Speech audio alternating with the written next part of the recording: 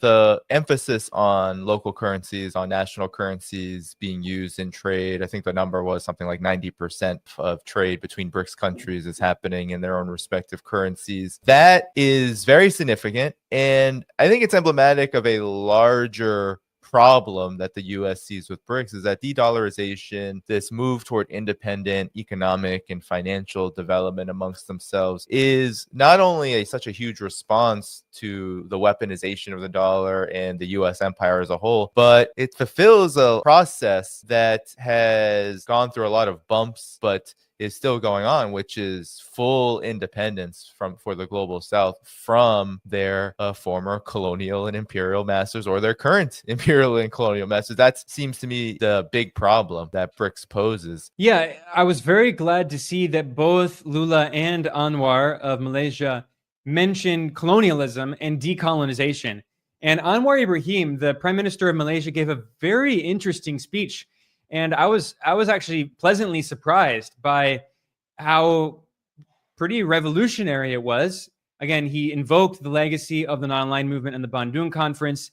He mentioned several anti-colonial leaders in the global south who were all, revolutionary leftists, including Zhou Enlai, who is probably the second most powerful person in China after Mao, in the Mao era. He mentioned Jawaharlal Nehru, who was the founding father of India, the anti-colonial leader, who was himself, a left-wing leader. And he mentioned Sukarno, who was a socialist anti-colonial leader in Indonesia. So hearing the Prime Minister of Malaysia mention these leaders as a positive example, I think is very positive. Also, by the way, I forgot to mention, he also mentioned the name of Kwame Nkrumah, who was the revolutionary socialist leader of Ghana, an anti-colonial leader. And it's especially important that he mentioned Nkrumah because Nkrumah was the author of neocolonialism. So Nkrumah famously argued, by the way, Nkrumah was the victim of a US-backed coup, like, Allende in Chile and so many other leftist leaders in the global south, like Mossadegh in Iran, Arbenz in Guatemala, Evo Morales in Bolivia in 2019.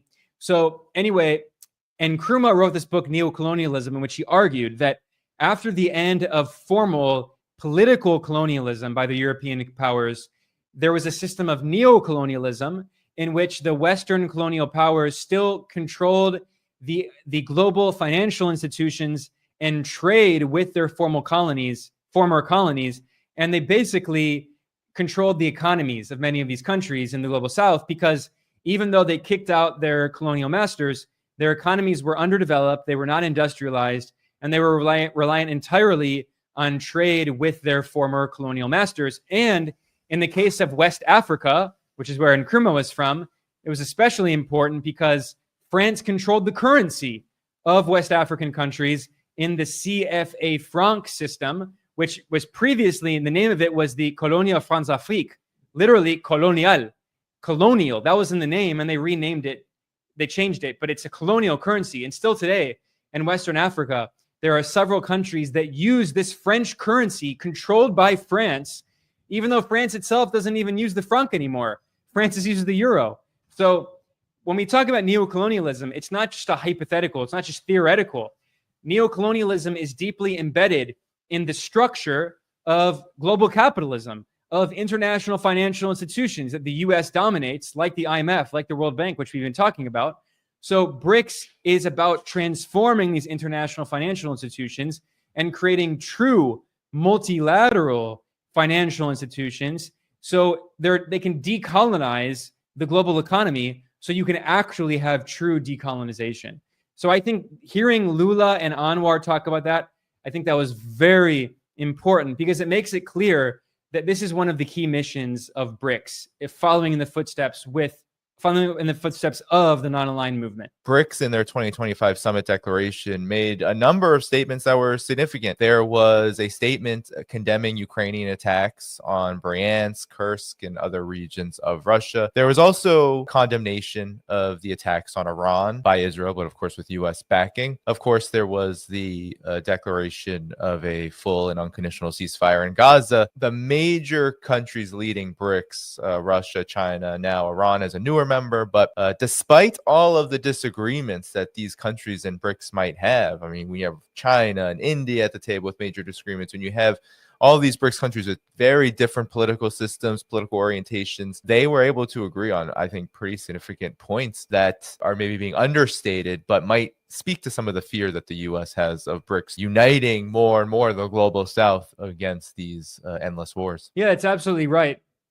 When we talk about security, we should keep in mind that BRICS, I see BRICS fundamentally as an organization focused more on the economy, on finance and politics, not so much security. Security is more the purview of the Shanghai Cooperation Organization, which many BRICS countries are part of. However, as you pointed out, BRICS did mention security because they had a very long, comprehensive statement, the Rio de Janeiro Declaration. It was 31 pages, and it had over 100 different points that they addressed. So given all of that, they talked about climate change, which is a big thing, and the responsibility of the global north, the colonizing countries that caused the majority of climate change and carbon emissions, and yet the global south is suffering the worst consequences and needs funding, but the global north refuses to provide funding. That was a big discussion. Poverty reduction was important. Also development, also, of course, de-dollarization and all of that. Culture was discussed, tourism and all of that. But of course, security was part of it. And as you mentioned, they condemned the U.S.-Israeli war on Iran and Gaza and called for peace in Ukraine and all of this. But in terms of the way that BRICS sees security, I think it's the way that many global South countries see security, which is the opposite of the way the U.S. sees security. The U.S. sees security as the U.S. empire must control everything. If the U.S. doesn't control everything, it's not secure. If the U.S. can't overthrow any government it doesn't like, it's not secure. If the U.S. can't wage war wherever it wants and send troops wherever it wants and do military exercises off the coast of China, then it's not secure. Whereas BRICS has a collective view of security, which is that you cannot talk about security when other countries are also threatened by what you consider to be your security. And this gets back to the whole conflict in Ukraine. Russia has made it always clear that any security guarantees provided have to be mutual. That yes, that if the U.S., if the West, the U.S.-led NATO forces want some kind of security arrangement with Russia, Russia also has to have its own legitimate security demands met. And the U.S. and NATO and the EU refuse to meet them because they don't believe in mutual collective security. They believe in their own security at the expense of other countries. So now BRICS is in this very complicated situation where you have countries like China and India that have had border disputes. They're both members, they're founding members. You also have Iran and the UAE, which are members. Saudi Arabia was invited but has not officially accepted the invitation. But you have these countries that have potential security issues with each other that are all members. So how can they come together and resolve these differences through diplomacy? And they've shown that it's possible. By the way, ASEAN has shown that it's possible. The Association of Southeast Asian Nations, there are now multiple countries from ASEAN that are part of BRICS, including Vietnam and Malaysia and Thailand. And also, they have had their own disputes with China in the South China Sea, but they have resolved those disputes and they've come to security agreements through diplomacy, through talks, whereas the U.S. is constantly meddling in Southeast Asia, trying to encourage conflict. So I think BRICS has actually shown that this is a model for what collective security can actually look like. And I already mentioned the Shanghai Cooperation Organization. I think that's an even better model because in the Shanghai Cooperation Organization, you also not only have China, Russia, and Iran and India, you also have Pakistan. And obviously, India and Pakistan have major security issues with each other. But they're all part of an organization. They meet every year, and they discuss ways to peacefully resolve some of these issues through diplomacy. So I think, again, although I would not define BRICS as fundamentally an organization focused on security, it is something that they talk about. And I think that is a model for what this multipolar world could look like if, the U.S. and Western imperial powers actually accept the end of their empires, accept the peaceful integration of the West into the rest of the world, and accept that they're just countries. They're not special countries. They're just countries like everyone else. You see, even among people who follow our work, there's a lot of underestimation. There's a lot of, oh, well, these countries aren't as strong as they say they are. Russia, China, Iran. BRICS is not as strong as it says it is, or maybe it's portrayed by independent observers, because it can't mollywop, it can't destroy the United States' hegemony in a snap.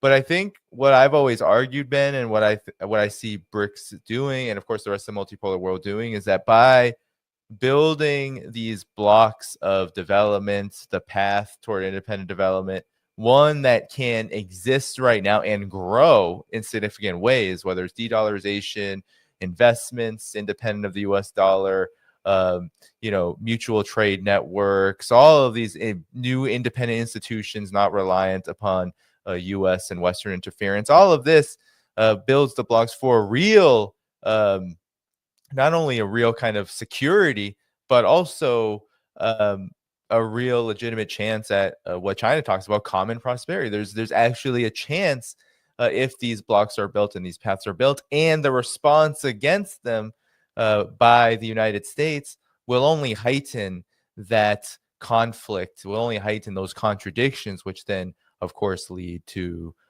new kinds and new phases of fight and development itself. So really, I think we are seeing, despite some understandable sometimes impatience, but really what I think is a very kind of Western impatience with the process, I think we're seeing a real significant move forward. And you mentioned the underestimation and the propaganda by the Western media about this summit. Some of that too was, I think, even independent observers were underestimating maybe even Brazil's leadership, Lula's leadership, the idea that Brazil is not led by a Western stooge government right now, that Lula da Silva is actually quite independent and very much one of the few leaders actually calling for the creation of independent currencies itself. But your thoughts on this before we talk about, I want to talk about these drills against China. Yeah, keep in mind, Lula was a co-founder of BRICS. It was partially his idea. I mean, not just him, but back when it was BRIC, B-R-I-C, before South Africa joined in 2010. It was founded in 2009. So Lula has always been a key supporter of the multipolar project in the Global South and understands that Latin America must unite and be independent of U.S. imperialism.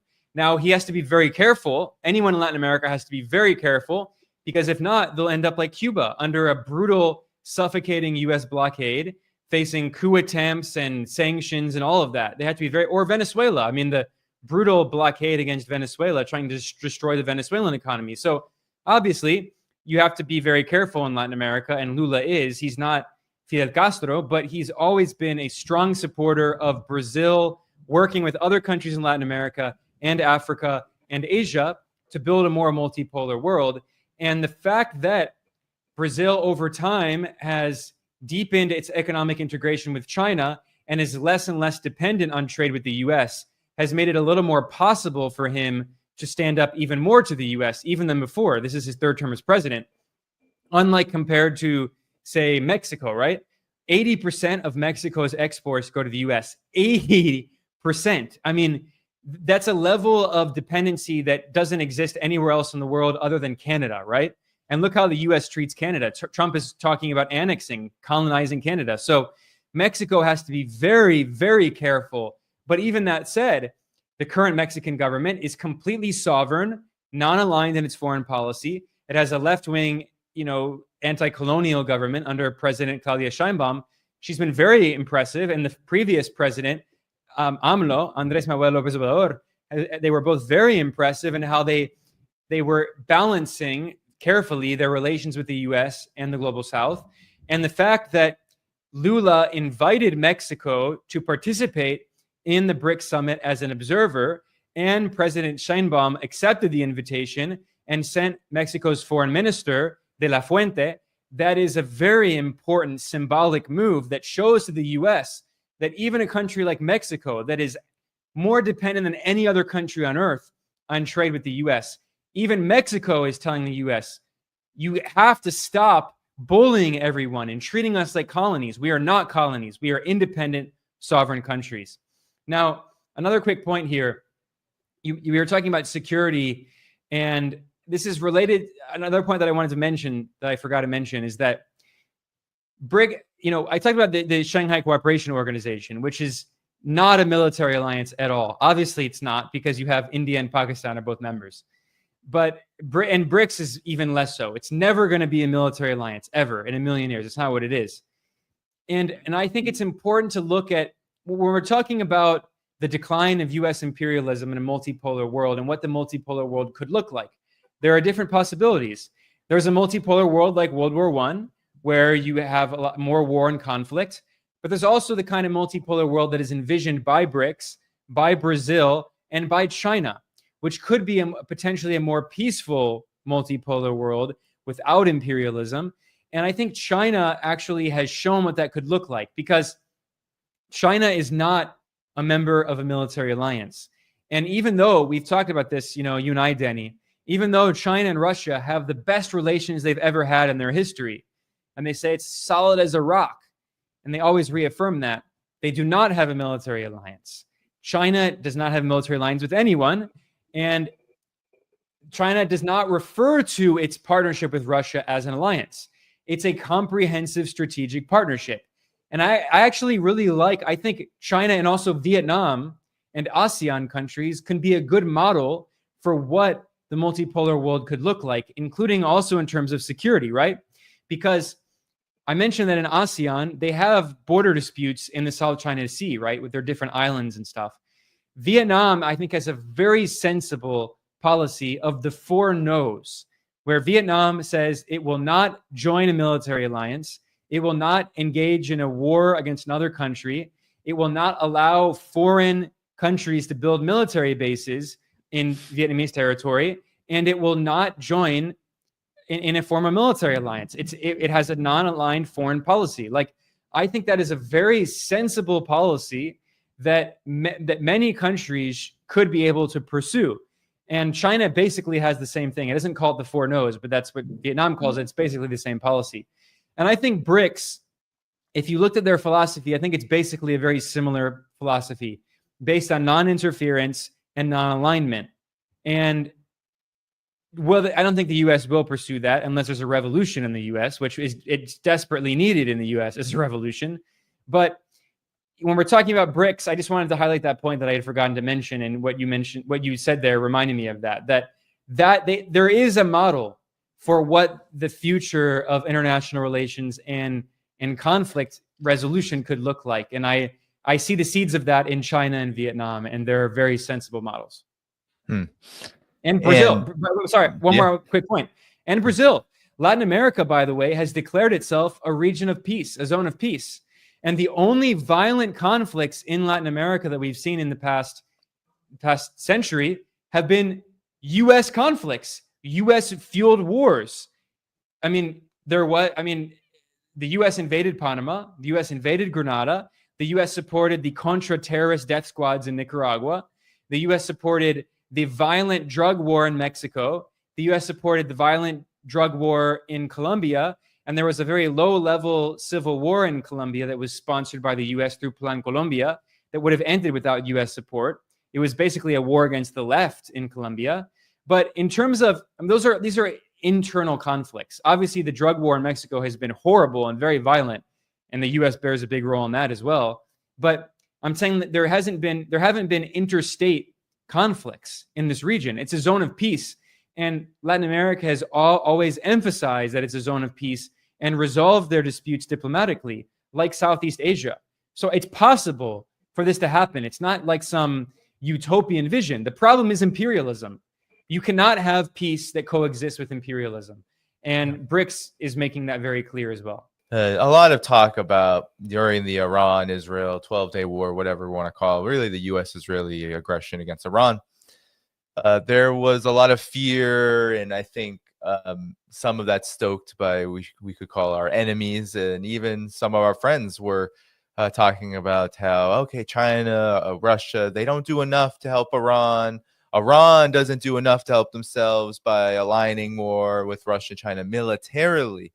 And what's so interesting about this, as I've been thinking about it, Ben, is that this seems to understate, one, how important it is for countries like Iran and really the entire global South to be able to both defend themselves and develop themselves independently.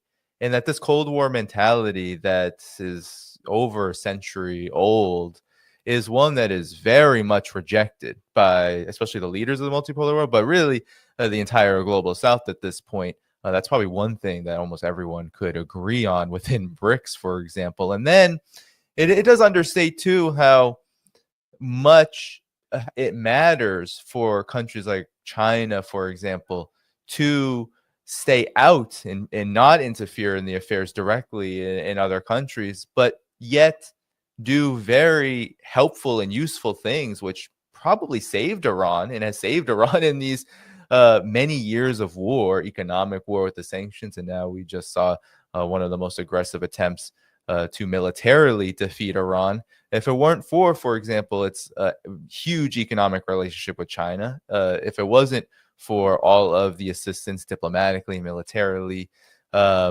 economically as well with Russia, and of course now being a BRICS member and having countries within BRICS defiantly break sanctions to work with Iran, if it wasn't for all of that, Iran would probably not be standing. So I think that's one point I want to emphasize that I think some miss. I don't know if you have any comments on this. The reason that China has not been involved in a war since 1979 is precisely because it takes this issue very seriously.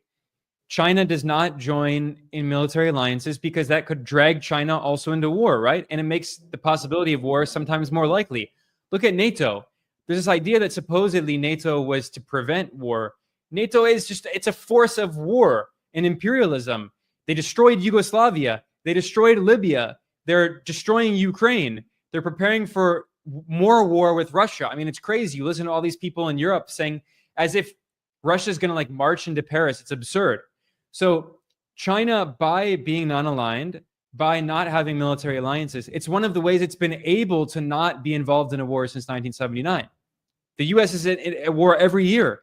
So again, we have to think about these issues in a very different way. And this is what BRICS is trying to do. But obviously, it's very difficult to do when you're dealing with this just monstrous war machine in the U.S. that just constantly, everywhere it goes, destroying countries, leaving behind rubble in Libya and Syria and Yemen, and trying in Iran and Iraq and Afghanistan, and then now threatening China and Russia and Ukraine and Yugoslavia. I mean, everywhere it goes, it just destabilizes countries. That's part of the, by the way, that's the goal. I mean, that's how they profit. That's how U.S. corporations profit from all of this. It's not the side effect, it's the intended impact. So we have to have a complete change of the global order. And this is what BRICS is trying to do. But at the same time, I mean, if you think about how many significant watershed shifts happened in world history, it was in major wars. So World War I led to the rise of fascism. World War II led to the collapse of European empires. And decolonization would not have been possible without World War II because the European empires destroyed themselves, right? And a Japanese empire. So and you have these massive, the U.S. Civil War was what really made the abolition of slavery possible. So when you have these significant changes, the Russian Revolution was really only solidified after the Russian Civil War, the internal war, which wasn't really a civil war because there were a dozen imperialist countries that invaded the Soviet Union right after the Russian Revolution, including the U.S. The Chinese Revolution was only possible after World War II and an internal civil war. So you have these massive political shifts in the world. The creation of Bretton Woods and the United Nations was because of World War II. Now, what I'm getting at here is, yes, if we want to completely change this colonial order, it would be possible to just have World War III, and then the West has to lose, and then we create a new order out of that. But we also have nuclear weapons. It's also not guaranteed the U.S. loses. You could have both sides lose. I mean, I don't think the U.S. would win, but I mean, it's very dangerous to say, let's just have war, right? Like, I think there are a lot of people on the internet who, like, you know, there's just these keyboard warriors who say, like, yeah, Iran should sacrifice itself and wage all-out war on Israel, the Israeli regime, which obviously is completely illegitimate, a colonial apartheid regime. But Iran also has to act with patience and restraint because Israel has nuclear weapons. It has the backing of the world's largest military power, the U.S. empire. I mean, and asking like China to just say, okay, you have to engage in World War III to defeat the U.S. empire, which everyone in the world wants the U.S. 80% of the world wants the U.S. empire to be defeated. It's objectively just destroying the planet, but World War III could also destroy the planet. So what I'm getting at here is that be careful what you wish for. Like what BRICS is trying to do is trying to create a new global order, but avoiding World War III. And they have to be very careful to prevent World War III, which is looking increasingly likely. And I personally think we should do everything we can to avoid World War III, given the existence of nuclear weapons and how insane people in Washington are, not just the Republicans, but the Democrats. I mean, a lot of people in Washington would rather commit nuclear war than accept the decline of the U.S. empire. Yeah. And BRICS is trying to prevent that. Maybe people are forgetting that the nuclear option is I think some people may say, well, the nuclear option would destroy everything, so the system wouldn't want to destroy itself. Let's not count chickens before they hatch. That is not an impossibility. If there is any kind of world war, open military conflict between any of these countries, including Iran, even if it's simply Iran, even if something like what happened in the so-called 12-day war, if that were to expand, if the war of attrition were to happen and Israel was looking very much on the ropes, which is likely possible in a war of attrition, what does the United States do? The United States can't conventionally assist Israel to the point where it can last for as long as it can and succeed in its objective of winning. So what does that mean? That means they're going to look at options that Iran doesn't have, and that maybe China and Russia are very hesitant to use. Nobody wants to use nuclear weapons or at least nobody else except for the United States wants to use, and maybe Israel, use nuclear weapons for any offensive purposes. They are a deterrent for a reason. China has no first use policy. Russia changed its nuclear doctrine, but for a long time did not have a first use policy. Of course, the DPRK, their policy is we have a nuclear weapon because we need it. And, we can go on and on. But the point is I think people should understand, in the West especially, that if the problem is the U.S. empire and it has thousands of nuclear weapons and it is not going to let go of its empire without a fight, and this is why I constantly emphasize decline. That's because that decline leads more and more to the more desperate options, to the more maybe absolutely insane options like nuclear weapons.